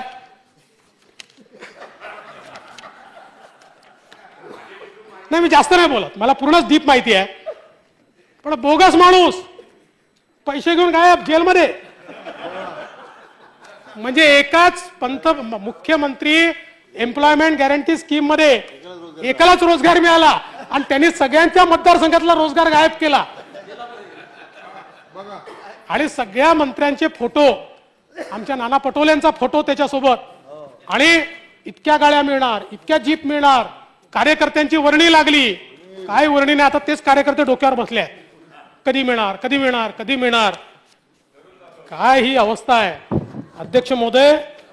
खरं म्हणजे रोजगार निर्मितीच्या संदर्भात सरकार काय करणार यावर 2 पानांवर माहिती देण्यात आली. 2 वर्षापूर्वी महाराष्ट्र शिकाऊ उमेदवारी योजना जाहीर करण्यात आली. 5 वर्षात 6000 कोटी रुपये देऊ म्हणून सांगितलं. वस्तुस्थिती काय? 28 फेब्रुवारी 2022 पर्यंत योजनेचं संकेतस्थळ देखील तयार नाही झालं. पैसा सोडून द्या, योजनेचं संकेतस्थळ देखील सुरू झालं नाही. म्हणजे अध्यक्ष महोदय, प्रत्यक्षात गेल्या 2 वर्षामध्ये 10,000 देखील रोजगार नाही. आणि खरं तर मला या ठिकाणी स्वातंत्र्याच्या अमृत महोत्सवी कार्यक्रमाअंतर्गत राज्यातील 10 शाळांची निवड केली, चांगलं केलं. पण या 10 शाळांपैकी विदर्भ, मराठवाडा, खानदेशातील 25 जिल्ह्यांमध्ये 2 शाळा दिल्या तुम्ही, केवळ 2. महापुरुषांची कमतरता ही विदर्भ, मराठवाडा आणि खानदेशातही नाही आहे. ते तर तुम्ही द्याल, मला त्याची खात्री आहे दादा. पण तुम्ही बनवताना हा विचार केला पाहिजे, आमच्यामध्ये अन्यायाची भावना का तयार होते? जेव्हा असं आम्ही वाचतो त्याच वेळी आमच्यामध्ये अन्यायाची भावना तयार होते ना. आता तुम्ही सांगा की अण्णाभाऊ साठेंच्या गावी तुम्ही शाळा तयार करणार, पण अण्णाभाऊ साठेंच्या नावाने जी योजना सामाजिक न्यायाच्या अंतर्गत चालते, मला मंत्रिवर्यांनी सांगा 2 वर्षात किती पैसे मिळाले? म्हणजे इथे 10 कोटी तुम्ही देताय आणि तिकडे 2 वर्षात ती योजना निरंक आहे. एक नवीन पैसा त्याला तुम्ही देत नाही आहात. किती 1 कोटी रुपये. अध्यक्ष महोदय, त्यामुळे योजना राबवण्यावर केवळ तरतूद आहे. संत रोहिदास महामंडळ, लोकशाहीर अण्णाभाऊ साठे महामंडळ आणि महात्मा फुले महामंडळास 2021 आणि 21-22 या वर्षात केवळ वेतनासाठी पैसे देण्यात आले. केवळ वेतनासाठी. खरं म्हणजे भाग भांडवल काहीच नाही. त्यामुळे नुसती तरतूद दाखवली, वितरण 1 पैसा नाही, खर्च 1 पैसा नाही. मग आज ही जर अवस्था असेल तर एकीकडे आपण 10 कोटी रुपये देऊन शाळा त्या ठिकाणी बांधायची आणि महामंडळाला मात्र 1 नवा पैसा या ठिकाणी द्यायचा नाही. एक अध्यक्ष महोदय, अतिशय भयानक बाब ही माध्यमात मला पाहायला मिळाली. भ्रष्टाचार कशा कशात व्हावा, वेश्यासाठीच्या निधीत भ्रष्टाचार झालाय. बापरे बापरे काय वेश्या वेश्या. अध्यक्ष महोदय, आमचे संजय राऊत साहेब दलालांसाठी जो शब्द वापरतात तो मी इथे वापरू शकत नाही, पण कोविड काळात हातावर पोट असणाऱ्यांसाठी 51 कोटी रुपये आपण दिले. नांदेड जिल्ह्यासाठी 2.81 कोटी रुपये प्राप्त झाले. आदर्श शिक्षण प्रसारक मंडळ कासरखेडा या खासगी संस्थेला वितरणाचं काम देण्यात आलं. त्यांनी सांगितलं की हा संपूर्ण निधी आम्ही देह व्यापार करणाऱ्या महिलांना वितरित केला. आता या देह व्यापार करणाऱ्या महिलांना कसं निवडलं असं विचारलं तर त्यांच्याकडे उत्तर नाही. यादी मागितली तर म्हणतात यादी गोपनीय आहे. जिल्हा महिला व बालविकास अधिकारी यांना विचारलं तर त्यांच्याकडे कुठली माहिती नाही. आणि देह व्यापार करणाऱ्या महिलांकडे सामाजिक संघटना गेल्या तर त्यांना तर योजनेची माहितीच नाही. कोणाची शोधून काढूया.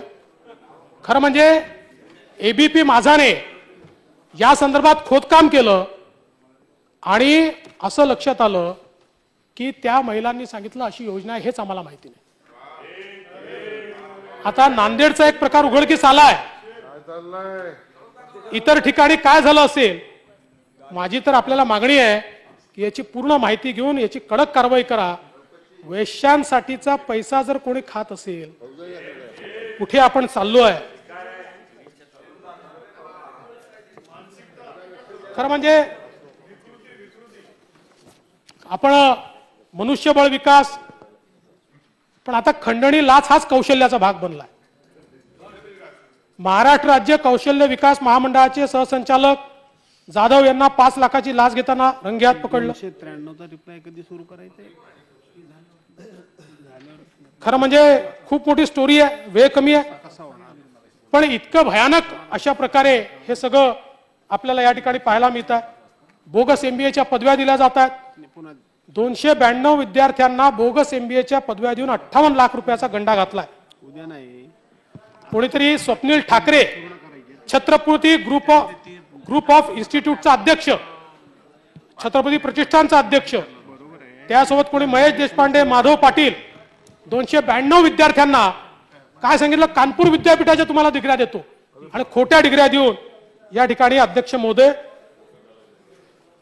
पोलीस भरतीतले घोटाळे आहेत, TETतले घोटाळे आहेत. आता त्याही संदर्भात माहिती भरपूर आहे, पण आता जास्त खोलात जात नाही. हे विषय मांडलेले आहेत. त्या मनुष्यबळ विकास आपण कसा करतोय हे देखील लक्षात येत आहे. तो इन्फ्रास्ट्रक्चरचं देखील चांगलं मांडलं. इन्फ्रास्ट्रक्चर हे महत्वाचं आहे. आणि मला याचा आनंद आहे की आमच्या काळात ज्या ज्या योजनांना तुम्ही विरोध केला त्या योजनांच्या विस्ताराकरता आता यात पैसे दिले आहेत. ही खरोखर चांगली गोष्ट आहे. शेवटी सरकार चालू असतं, सरकार काही बंद करायचं नसतं. त्यामुळे तुमचं सरकार आलं तर तुम्ही त्या योजना चालवायच्या असतात, आमचं आलं तर आम्ही चालवायच्या असतात. सुरुवातीला 1-1.5 वर्ष तुम्हाला योजना बंद करण्यात जास्त इंटरेस्ट होता. आता यात लक्षात येत आहे की त्या योजना तुम्ही पुढे नेताय. पण एक गोष्ट मला या ठिकाणी अध्यक्ष महोदय, कोस्टल रोड प्रकल्प आहे, कोरियन आणि स्पॅनिश जॉईंट व्हेंचरच्या तर्फे अध्यक्ष महोदय या ठिकाणी एक सब कॉन्ट्रॅक्ट देण्यात आलेला आहे. हे कोणाला दिलं आहे? इनोवेव्ह इंजिनिअरिंग अँड ॲडव्हर्टायझर्स. आता हे जे सत्यजित देशमुख आहे, कोणाचे भाऊ आहे वगैरे मी सांगणार नाही, ते जोडून द्या. या कंपनीला कन्सल्टिंगचं शुल्क मिळालं. किती? 83 कोटी रुपयाचं. महापालिकेला विचारलं ते म्हणतात आम्ही असं कुठलं कामच दिलेलं नाही, आमचा व्यवहारच नाही आहे. कोस्टल विभाग म्हणतो आमच्याकडे असा कागद नाही आहे. पण अध्यक्ष महोदय त्यांनी बयानात हे मान्य केलं आणि या ठिकाणी हे जे काही पैसे 82-83 कोटी रुपये जे कन्सल्टिंगचे आहेत, हे कन्सल्टिंगचे नाही आहेत, हे किकबॅकचे पैसे आहेत.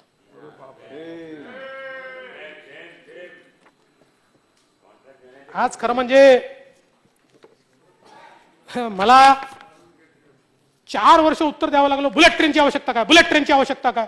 4 वर्ष मी भैया या ठिकाणी सांगत होतो बुलेट ट्रेनची आवश्यकता काय आहे, आपल्याला किती फायदा आहे, ती कशी फुकटात होते आहे, त्यातनं किती रोजगार निर्मिती होणार आहे. मला आता आनंद वाटतो की आता तुम्ही मागणी करायला लागले, मुंबई ते हैदराबाद बुलेट ट्रेन सुरू करा. म्हणजे 4 वर्ष जे पटलं आता की बुलेट ट्रेनची आवश्यकता आहे. तुम्ही म्हणजे सरकार म्हणून हे जे सगळे बसलेले आहेत, अरे इतके उत्तर दिले मी, त्याचा पूर्ण त्यांना गणित की अर्थव्यवस्थेला बुलेट ट्रेनने काय चालना मिळते हे रोज घसा ओरडून सांगायचो, तरी पुन्हा माझ्या अंगावर यायचे, मुंडे साहेब वरच्या सभागृहात अंगावर यायचे. पण अध्यक्ष महोदय मला आनंद आहे, उशिरा का होईना पण तुम्हाला हे पटलं.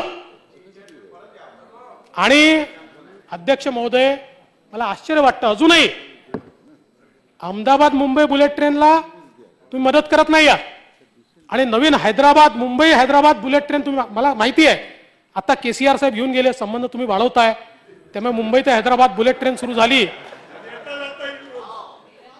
हा फास्ट होतील, संबंध फास्ट होतील. अध्यक्ष महोदय एवढंच सांगतो, चांगलं आहे. आणि यासोबत आमच्या काळामध्ये आम्ही नागपूर ते मुंबई, मुंबई ते नागपूर बुलेट ट्रेनचा प्रस्ताव केलेला आहे.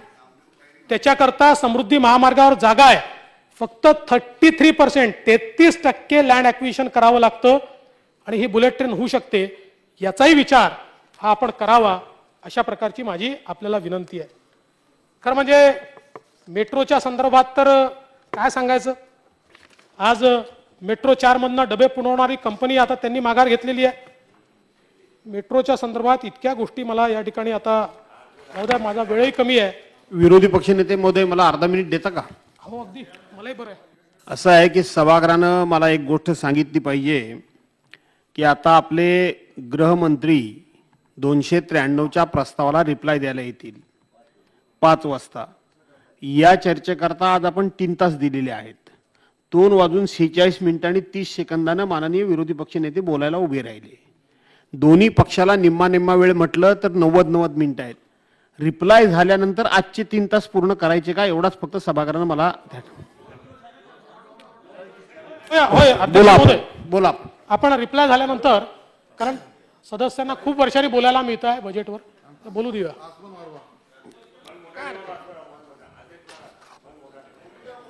अध्यक्ष महोदय, मेट्रो 3च्या संदर्भात खरं म्हणजे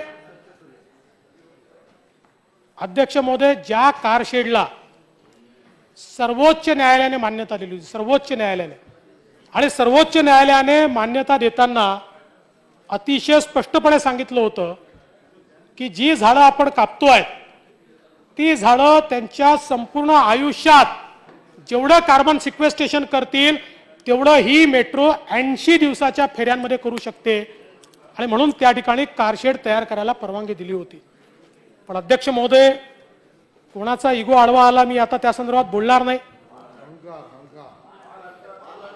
अहंकारामुळे नाही, मी आता मला असंही म्हणायचं नाही, पण हा अहंकार किंवा जो काही इगो आहे, आज मेट्रोचं कारशेड 3चं होत नाही.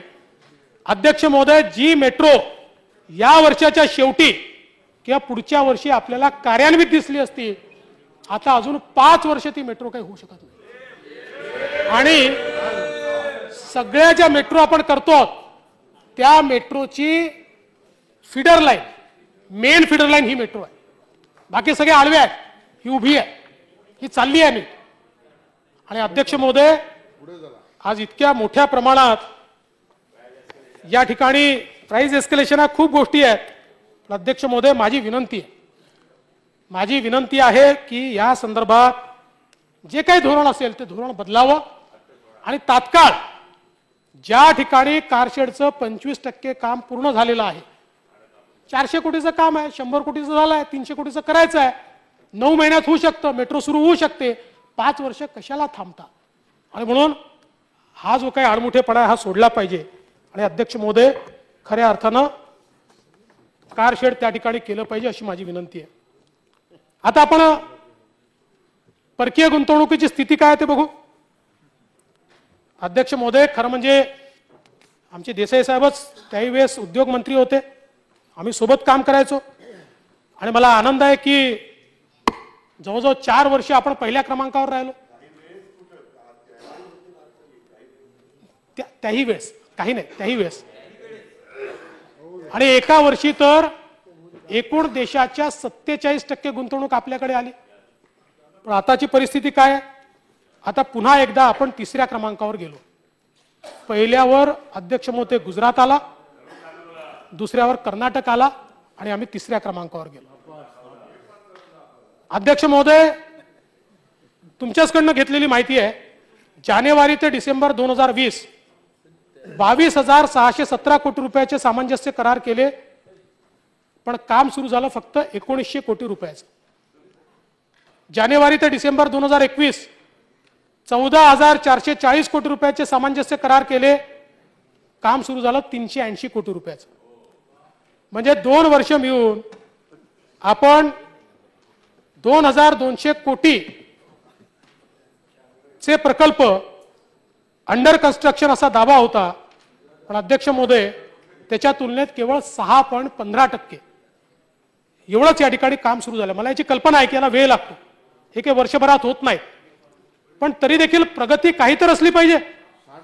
आज आपण उद्योगात देखील मागे चाललो आणि अध्यक्ष महोदय, काहीही झालं की एक गोष्ट पक्की असते, केंद्र सरकारने जीएसटीचं कंपेन्सेशन दिलं नाही. खरं म्हणजे केंद्र सरकार कायद्याने बांधलेलं आहे. 5 वर्ष कंपेन्सेशन द्यायला कायद्याने बांधलेलं आहे. मागील वर्षी केंद्रातही जीएसटी नव्हता, तर केंद्र सरकारने 1 लाख कोटी रुपये स्वतः कर्ज घेतलं आणि आपलं कंपेन्सेशन दिलं. आणि या कंपेन्सेशनच्या संदर्भातलं आपलं इयर जुलै आहे, ते मार्च नाही आहे. त्यामुळे एकही पैसा केंद्र सरकार शिल्लक ठेवणार नाही. पण आपण हे बघा, महाराष्ट्राला फायदा कसा झालाय या कंपेन्सेशनमुळे. 17-18ला आपलं कंपेन्सेशन होतं 6.28% आणि 20-21ला ते झालं 16.26%. 10% कंपेन्सेशन का वाढलं? जर हे कंपेन्सेशन केंद्राने दिलं नसतं किंवा कोविडचं कारण सांगितलं असतं, किती मोठं नुकसान आपल्याला झालं असतं. पण असं नाही केलं केंद्र सरकारने. त्यांनी सांगितलं की ठीक आहे, आमचंही कमी येत आहे तर आम्ही कर्ज घेऊ आणि या ठिकाणी हे सगळं कंपेन्सेशन देऊ. आपण बघा, 19-20ला 11%वर गेला आणि 20-21ला ते 16%वर गेलाय. पण त्याच वेळी दादा, महाराष्ट्रातलं महसूल जमा होण्याचं प्रमाण हे मात्र खूप कमी झालंय. ही चिंतेची बाब आहे. देशातही कोविड होता, देशाच्या अन्य राज्यातही कोविड होता, पण त्या राज्याच्या तुलनेत महाराष्ट्राचं महसूल जमा होण्याचं जे काही प्रमाण आहे ते प्रमाण फार त्या ठिकाणी खाली गेलाय. आता आपण बघा, स्टेट जीएसटी संकलनामध्ये जी निगेटिव्ह ग्रोथ झाली, देशाची निगेटिव्ह ग्रोथ आहे 5.67% आणि आपली निगेटिव्ह ग्रोथ आहे 10.3%, दुप्पट. याचा अर्थ देशामध्ये या सगळ्या लॉकडाऊनच्या कालावधीमध्ये जो काही कारभार चालला होता तो महाराष्ट्राने करू दिला नाही. करून सगळ्यात जास्त पेशंट आपल्याकडे होते, सगळं आपल्याकडे होतं, पण अर्थव्यवस्थेला चालना मिळण्याच्या संदर्भात जे बोल्ड स्टेप घ्यायला पाहिजे होत्या त्या बोल्ड स्टेप आपण घेतल्या नाहीत. आणि तुम्ही जर बघितलं, राजस्थान -3%, केरळ -4%, पंजाब -4%, पश्चिम बंगाल -5%, आंध्र -5%, तमिळनाडू -8%, सगळ्यात जास्त महाराष्ट्र -10%. म्हणजे हे जे काही कंपेन्सेशन आपल्याला अधिकचं घ्यावं लागतंय ते आपल्या अर्थव्यवस्थेवर दुपटीचा परिणाम आपण घडवला. आपलं संकलन देशापेक्षा दुपटीने कमी झालं म्हणून आपल्याला हे अधिकचं कंपेन्सेशन या ठिकाणी घ्यावं लागतंय आणि तरी ते केंद्र सरकार देत आहे. त्यामुळे दादा तुम्ही कधी कधी तारीफ करून टाकता, इतरांना देखील सांगा, कारण तुम्ही अर्थमंत्री असल्यामुळे तुम्हाला आकडे माहिती आहे. त्यामुळे तुम्ही कधीतरी तारीफ करता, इतरांनाही ते आकडे सांगा की केंद्र सरकार अन्याय करत नाही, उलट केंद्र सरकार अडचणीच्या काळामध्ये राज्याच्या पाठीशी खंबीरपणे उभा आहे. आता अनेक लोक 9 वाजता सांगतात केंद्राकडनं या अर्थसंकल्पात काहीच मिळालं नाही, काहीच मिळालं नाही. मी मायन्यूट मध्ये जाणार नाही, इन्फ्रास्ट्रक्चर मध्ये फार जाणार नाही, पण टॅक्स डिव्होल्युशन मध्ये आपल्याला 51,000 कोटी रुपये, या ठिकाणी जे मागच्या वर्षीपेक्षा 10,000 कोटी जास्त आहेत. वित्त आयोगाच्या ग्रँट्स मध्ये 11,000 कोटी, समग्र शिक्षामध्ये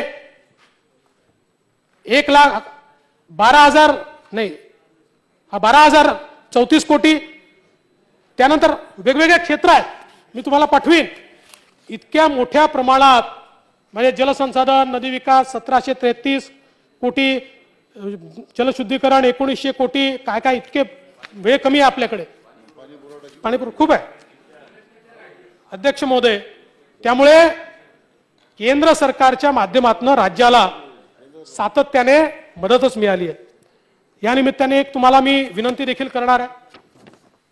आपण म्हणतो नमो ज्ञानेश्वरा, नमो ज्ञानेश्वरा, निवृत्ती उदरा सोपान देवा, नमो मुक्ताबाई त्रैलोक्य पावनी, आदित्रय जननी देवाचिया. श्री संत निळोबांचे वाक्य आहे. महाराष्ट्राची ओळख ही संतभूमी म्हणून आहे. महाराष्ट्राच्या घराघरात व्यापून असलेल्या भागवत धर्माचा पाया ज्यांनी रचला असे महाराष्ट्राचे वैभव असलेले माऊली संतश्रेष्ठ ज्ञानेश्वर महाराज, त्यांचे सद्गुरू आणि मोठे बंधू श्री संत निवृत्ती महाराज, धाकटे बंधू श्री संत सोपानदेव महाराज, भगिनी आदिशक्ती श्री संत मुक्ताबाई, या चारही संतांचे हे सप्तशतकोत्तर रौप्य महोत्सवी अर्थात 725वे समाधी वर्ष आहे. या निमित्ताने मी सर्वप्रथम या संतांना आणि त्यांच्या कर्तृत्वाला शतशत नमन करतो आणि त्याचवेळी ही खंत देखील व्यक्त करतो की या संदर्भात आपण कुठलाही कार्यक्रम या ठिकाणी आखलेला नाही. या थोर संत परंपरेचा वारसा लाभलेल्या महाराष्ट्रामध्ये या महत्त्वाच्या सोहळ्याच्या निमित्ताने आपण या ठिकाणी तरतूद केली पाहिजे. या सर्व संतांच्या समाधीस्थानावर आळंदी, त्र्यंबकेश्वर, सासवड, मुक्ताईनगर या ठिकाणी विशेष निधी देऊन तिथला विकास आपण केला पाहिजे. भाविकांसाठी सोयीसुविधा वाढवल्या पाहिजेत आणि या वर्षीच्या आषाढी वारीत या संतांच्या पालख्यांची विशेष सजावट ही सरकारच्या माध्यमातून केली पाहिजे, ही विनंती मी आपल्याला करणार आहे. अध्यक्ष महोदय, मी माझ्या शेवटच्या विषयाकडे या ठिकाणी वळतोय. खरं म्हणजे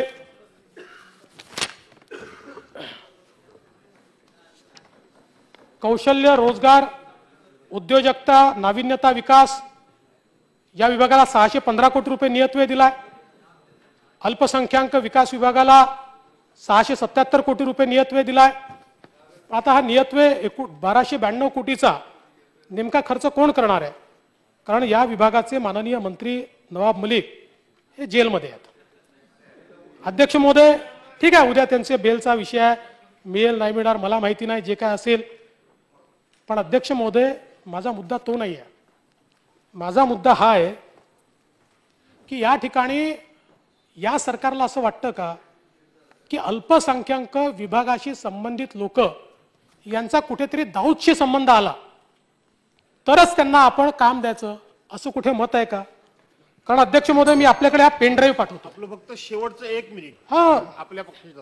नाही काय काळजी, सभागृहाने वेळ वाढवली तर काय हरकत हो, काय हरकत आता जी वेळ मिळाली त्याच्यामध्ये अर्ध विषय. मी शेवटचाच मुद्दा मांडतोय आणि 3 मिनिटात मांडणार. अध्यक्ष महोदय, मी एक पेन ड्राईव्ह आपल्याकडे पाठवतोय, हे जरा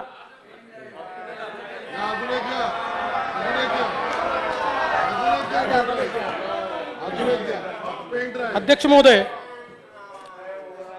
पोलिसांच्या बदल्यांचं रॅकेट आपण बघितलं, महाकत्तलखाना आपण बघितला. आता हा जो पेन ड्राईव्ह आहे यामध्ये 2 पात्र आहेत. एक आहेत मोहम्मद अरशद खान आणि दुसरे आहेत डॉक्टर मुदस्सिर लांबे. डॉक्टर मुदस्सिर लांबे कोण आहेत? तुमच्या सरकारने आपल्या अल्पसंख्याक मंत्र्यांनी ज्यांना वक्फ बोर्डावर सदस्य म्हणून नेमलं ते मुदस्सिर लांबे. या मुदस्सिर लांबेंच्या 31 डिसेंबर 2020 ला डॉक्टर मुदस्सिर लांबे यांच्या विरोधात एका 33 वर्षीय सामाजिक कार्यकर्तीने बलात्काराची एक तक्रार दाखल केली. त्या तक्रारी ते असं म्हणतात की जेव्हा तक्रार दाखल करण्याचा इशारा दिला तेव्हा डॉक्टर लांबे यांनी लग्न करण्याची तयारी दर्शवली, मात्र त्यानंतर गंभीर परिणाम भोगावे लागतील अशी धमकी दिली. त्यानंतर या महिलेने तक्रार दिली. 28 जानेवारी 2020 रोजी ही घटना घडली आणि लग्नाच्या आश्वासनामुळे ऑक्टोबर 2020 पर्यंत त्यांनी पोलीस तक्रार करण्याची वाट पाहिली असं त्यांनी म्हटलंय. ही घटना कळल्यानंतर या महिलेच्या पतीने तिला घटस्फोट दिला असेही म्हटले आहे. या महिलेने आत्महत्या करण्याचा इशारा दिला, त्याचा व्हिडिओ देखील व्हायरल झाला. आता बलात्काराची तक्रार होऊ नये, डॉक्टर लांबे हे बाहेर आहेत, त्यांच्यावर कारवाई झाली नाही, पण डॉक्टर लांबे यांनी या महिलेच्या पतीविरुद्ध चोरीची तक्रार केली आणि तो आता अटकेत आहे. 28 जानेवारी 2022 ला ही तक्रार शीळ रायघर पोलीस स्टेशन ठाणे या ठिकाणी झाली आहे. सगळ्या कॉपी माझ्याकडे आहेत. गंभीर बाब पुढे आहे. वक्फ बोर्डावर नियुक्त केलेले डॉक्टर लांबे हे आपला विस्तृत परिचय देत आहेत. मी त्याची ऑडिओ सुडी आपल्याला दिलेली आहे. या पेनड्राईव्ह मध्ये त्याचा सगळा ऑडिओ आहे. डॉक्टर लांबे यांचा मोहम्मद अरशद यांच्याशी झालेला संवाद आहे. परिचय व्यतिरिक्त वक्फ बोर्डात कमाई कशी करायची याचाही विस्तृत उल्लेख आहे. आता आपण आधी यांचा संवाद ऐकू. संवाद. सलाम वालेकुम डॉक्टर लांबे, मेरा प्रॉब्लम क्या है मालूम? मेरे ससुर दाऊद के राइट हैंड थे और मेरा रिश्ता जो हसीना आपा ने कराई थी, मेरे तरफ से सोहेल भाई थे और वहां से हसीना आपा थी. हसीना आपा यानी दाऊद की बहन, हसीना आपा और साथ में इकबाल कास्कर की वाइफ, इन्हें दाऊद की भाभी. जरा भी कुछ हुआ तो बात वहां तक पहुंचती है, कराची तक. कोण सांगताय? आपल्या वक्फ बोर्डाचे मेंबर. मग तो अरशद खान तोही हुशार है. तो क्या म्हणतो? तुमने उनके साथ अनवर का नाम तो सुना होगा, वो मेरे चाचा है, वो भी उसके साथ ही रहते थे, मतलब स्टार्ट में रहते थे, अभी इंतकाल हो गया. डॉक्टर लांबे, मेरा ससुर पूरा कोकण बेल्ट संभालते थे, ब्लैक बेल्ट थे और वही पूरा संभालते थे. मगर अरशद खान, अच्छा, बॉम्बे में मेरे चाचा थे और पूरा संभालते थे. जब मैं मदनपुरा में था, भेंडी बाजार में मेरी पैदाइश है. मैं डॉक्टर लांबे, मेरे घर में कोई मसला होता है तो वहां तक पहुंचता है, सीधी बात भाई तक पहुंचती है. अभी 4-5 दिन से मेरे घर में मसला चल रहा है, लगता है कि अपनी जान की जान देने जैसा है. अरशद खान, इसलिए मैंने पूछा सही सही में तेरी कहानी क्या? तो बोली कुछ नहीं, मेरा अपना टेंशन है. डॉक्टर लांबे, अरशद, मैं बोलता हूं कि तुम अभी वकफ का काम पकड़ो, अभी अपने पास पावर है, अभी तुम चाहे जितना पैसा कमा सकते हो, पूरे वकफ के काम शुरू करो, कमाने का सेटिंग करो, तुम्हारा आधा मेरा आधा. बोलो, नवाब का सपना, दाऊद का माल अपना. अभी मैं बैठूंगा और तुमसे पर्सनली ये सब चीजों में बैठूंगा, अपना एक बंदा लेके आऊंगा और सारे काम पकड़ूंगा. डॉक्टर लांबे, मेरे माहिम में कैसा होता मालूम है? मेरे साथ क्या हुआ तो पूरे लोग साथ में आ जाते. अरशद, अरशद के नाम से बिल्डिंग ले, अरशद मेरे भरोसे का आदमी है, पलटी नहीं मारेगा. डॉक्टर लांबे, तुम्हारे ऊपर इंक्वायरी बैठ सकती है लेकिन मेरे ऊपर नहीं बैठ सकती. अध्यक्ष महोदय, ज्या संवाद क्रमांकावरनं हा संवाद झाला, अरशद खान 8976519195, आणि मुदस्सर लांबे 9930935999. आता अरशद खानला याने जेलमध्ये टाकलाय, ठाणे पोलिसांच्या ताब्यात आहे. फॉर्च्युनेटली मोबाईलही त्यांच्या ताब्यात आहे. आता मंत्री महोदय विनंती एवढीच आहे, मांडल्याबरोबर डिलीट होऊ देऊ नका, लगेच कळवा. पूर्ण मी संवाद दिलेला आहे, त्यामुळे डिलीट झाला तरी प्रॉब्लेम नाही आहे, पण कळवा. तो मोबाईल जप्त करा. पण मला एवढंच सांगायचं आहे की चक्क दाऊदची माणसं आपण वक्फ बोर्डात नियुक्त केली आहेत.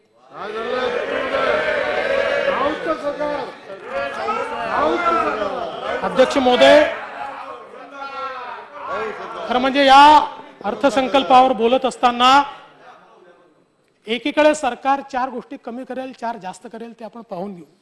एखाद्या वर्षात विकास कमी होईल, जास्त होईल, तेही चालण्यासारखं आहे. पण या राज्यामध्ये ज्यांनी बॉम्बस्फोट घडवले, अशा दाऊद सोबत ज्यांचे रिश्ते आहेत, अशा लोकांना जर सरकार पाठीशी राखत असेल तर या महाराष्ट्राचं कोणीच भलं करू शकत नाही. त्यामुळे आता तरी जागे व्हा, एवढीच विनंती करतो आणि माझं बोलणं संपवतो.